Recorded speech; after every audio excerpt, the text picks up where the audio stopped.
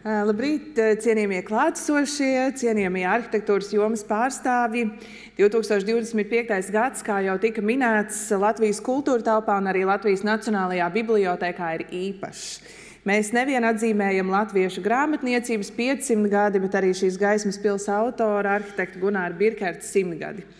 Un abiem latviešu kultūrai nozīmīgiem notikumiem ir izteikta saistība ar gaismu, ar apgaismību un šī jēdziena izpratne tādā plašākā tvērumā, arī tajā skaitā konkrētās arhitektūras kategorijās. Gunārs Birkerts Latvijas Nacionālās bibliotēkas veidolā ir radījis telpisko ietvaru grāmatai, ikoniska un ekspresīva stikla kalna formā, kas, protams, mūsu tautai nozīmē tādu mītisku tiekšanos pēc kā augstāk, stiprāk, pēc gaismas.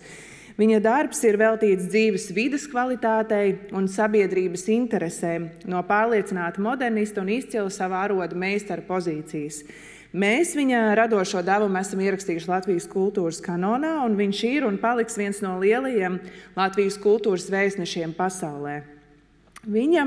Viņš, tāpat kā daudzi no šeit klātesošajiem, ir tā gaisma, kura nes Latvijas vārdu pasaulē, un ir tā gaisma, kas stiprina mūsu kultūru, un arhitektūras jomas pārstāvi savā ikdienā dara tieši to. Kā pirms vairākiem gadiem teica Gunāra dēls, esejists un literatūra kritiķis Svens Birkerts, Gaismas pils uzcelšana bija viņa tēva radošās dzīves kulminācija, kurā svarīga bija ģimenes un kopienas klātbūtne.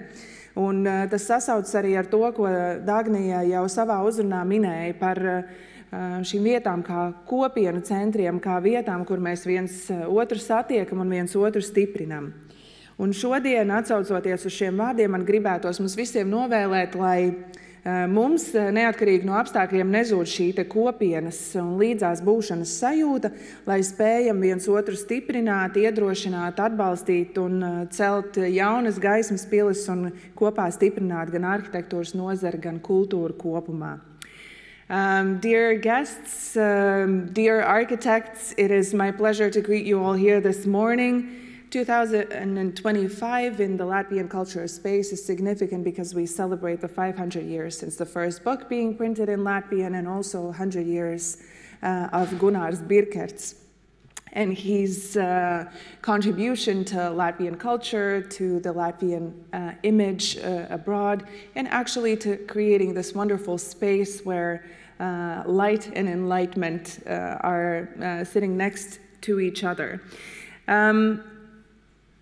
I guess my main wish for today's conference and for your work is that we see architecture, libraries, and places where we see light and find enlightenment as places that strengthen us as a community, that strengthen our ties in a society. And you as architects certainly have the power in creating spaces where we see and meet each other more profoundly and where we build trust among ourselves that strengthen our culture and our society as a whole.